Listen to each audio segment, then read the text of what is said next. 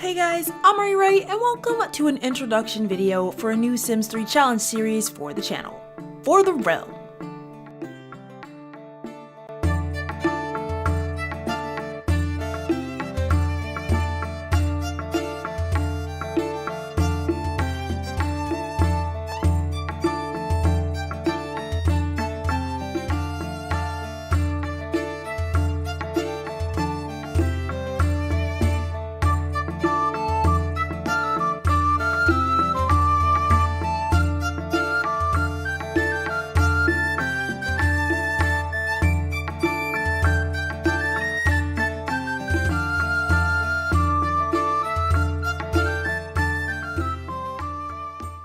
At its core, this is a city building challenge. It will start in a completely empty world with a single founder sim, and the lots will be built up and populated as the challenge progresses.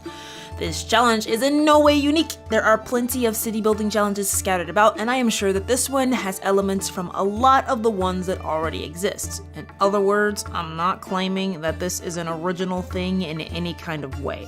It is more me playing a challenge in a way that I find entertaining. So seeing as I really enjoy playing and building in my game, a city building challenge sounded like fun.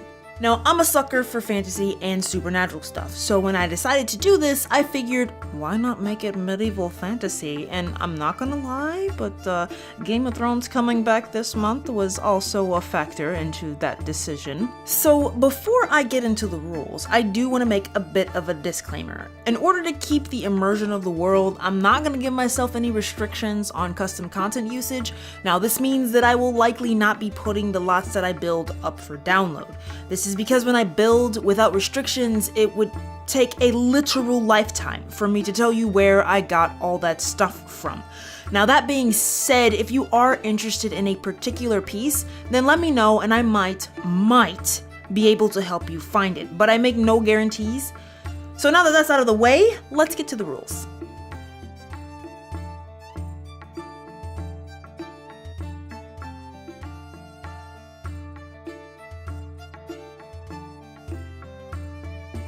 The world setup is pretty standard for this challenge. You start with an empty world, no lots built except one which you can decorate, and I will describe that for you right now.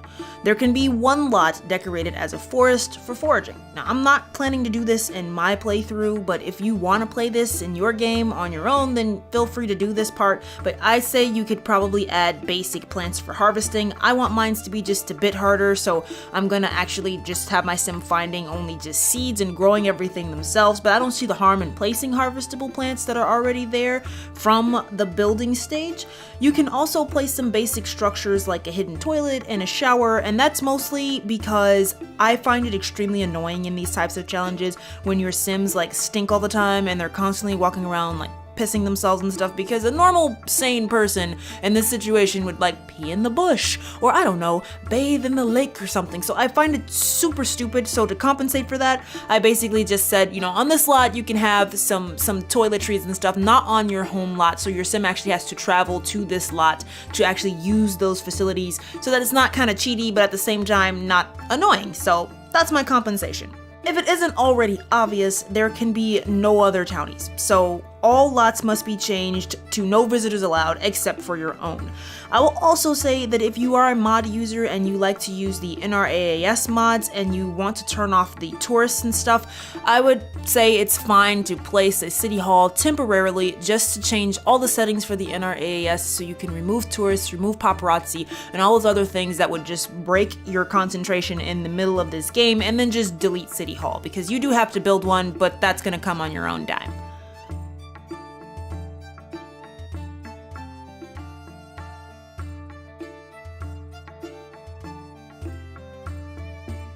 Throughout the challenge, you can make sims yourself or let the game generate them. It doesn't really matter where the sims come from, but there are some rules to placing them. The challenge will start with one sim. For me, they will be human and non-occult. I say this because I have plans later down the line for the future supernaturals to potentially come up, but if you want to play this in your own game and you like these rules, then feel free to make the sim whatever you want. Doesn't really matter. They can have any traits, so go wild, but I do recommend that you start them as a young adult because you have more time than as an adult and you have more abilities than a teenager. I am also going to start the challenge with a single horse. This rule came about because I'm playing on a roadless world and it can take forever to get around. Originally, I was going to say that you can only tame wild horses, but while I was playtesting this, and I did do a very brief playtest of about a sim year, I suppose, I went through every season just to get a general idea of how this challenge would turn out, and while I was doing that, I did discover that you need to be level 8 in the riding skill to adopt a wild horse, but you can't actually get the riding skill without a horse to start riding, so it was a bit of a contradiction. So the trade-off for that, not being able to tame a wild horse, was that you could start with a horse, and your horse has to start with the untamed trait, and any horses after that have to be tamed or bred from the stadium, which you'll unlock at a later time. But that means you always have to have a sim with at least level 8 in the riding skill to adopt a new horse, or you have to breed them yourself from the horses in your household until you can have access to the horse riding stadium. So what is the goal of this challenge? If you want to play this yourself, then I suppose your goal could be to just build a working and functioning kingdom, and that's fine. But for me, I have to up the ante because I can't be a sane human being, no way. That would make me actually normal. No, for me, I want to build 5 kingdoms. Now, each kingdom has something special about them, so here's what I plan to do. The first kingdom is your founding kingdom. I call it the Sapien Kingdom because the inhabitants are strictly human. With this kingdom, you are able to build a market center using the World Adventures registers in the Savvy Sellers booths, a salon, a bar and a tavern, a festival, a city hall, and a church and a graveyard.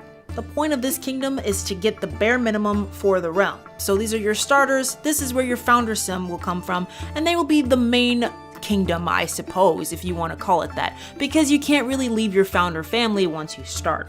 The next kingdom, and I say next, but you can really unlock them in any order you want. I'll talk about that in just a moment, but the next kingdom is the Fae Kingdom.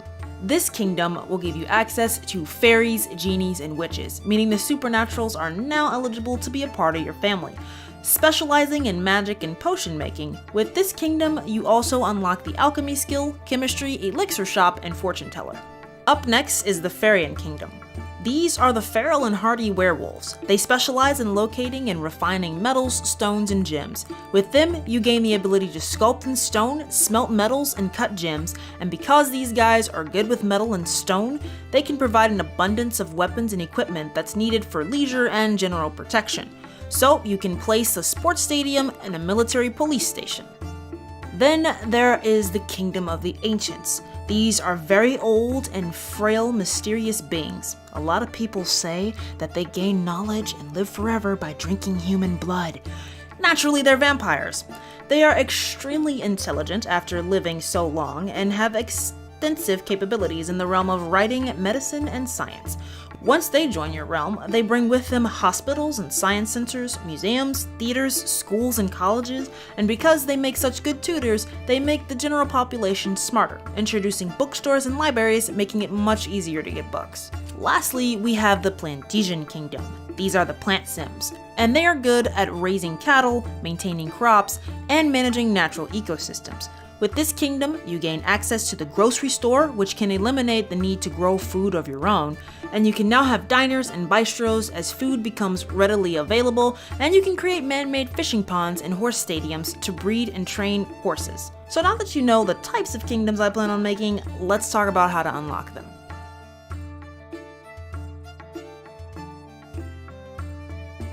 In my mind, though I say unlocking, it's more like making a kingdom active, because I don't think that it's fair to just place the kingdom down and so there are rules.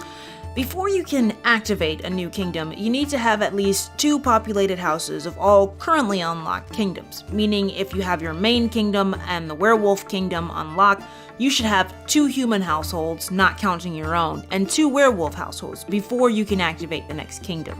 Each kingdom must have a warden, a family that your founder sim trusts to monitor and maintain the activities that become available when the kingdom is unlocked. The founder family can house and host the new warden until you can complete a castle for them and their respective kingdoms. The kingdom becomes active when you can move the warden to their new home. Until then, the only sim who is able to perform the skills and abilities of the new kingdom is the warden. Once the new warden has been established, all Sims in any part of the realm can learn the new skills, and you can freely create the supernatural type of Sims that you've introduced. Completing a kingdom does not necessarily mean that you can't add to it whenever you want, it just means that the bare minimums have to be there for me to feel like you can call the kingdom complete.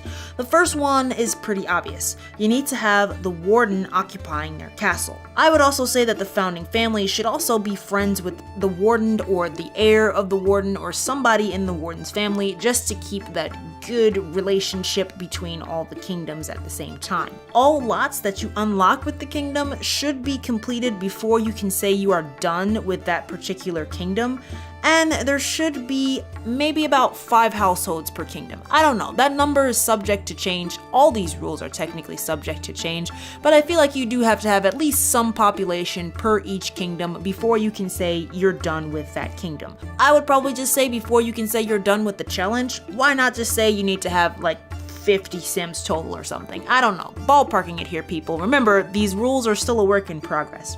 So that's it for now. All these rules are subject to change, and I have not completed this challenge yet myself, so I don't even know if some of these rules are gonna work. I'm super excited to play it though, and I hope you guys will join me. I plan to release the first episode this month, so if you're interested, look back for it. But if you liked this video and you like this idea, then please give it a like, or don't. That's up to you, but I do hope that you guys will come and join me for the For the Realm challenge here on the channel. Thanks guys, bye bye!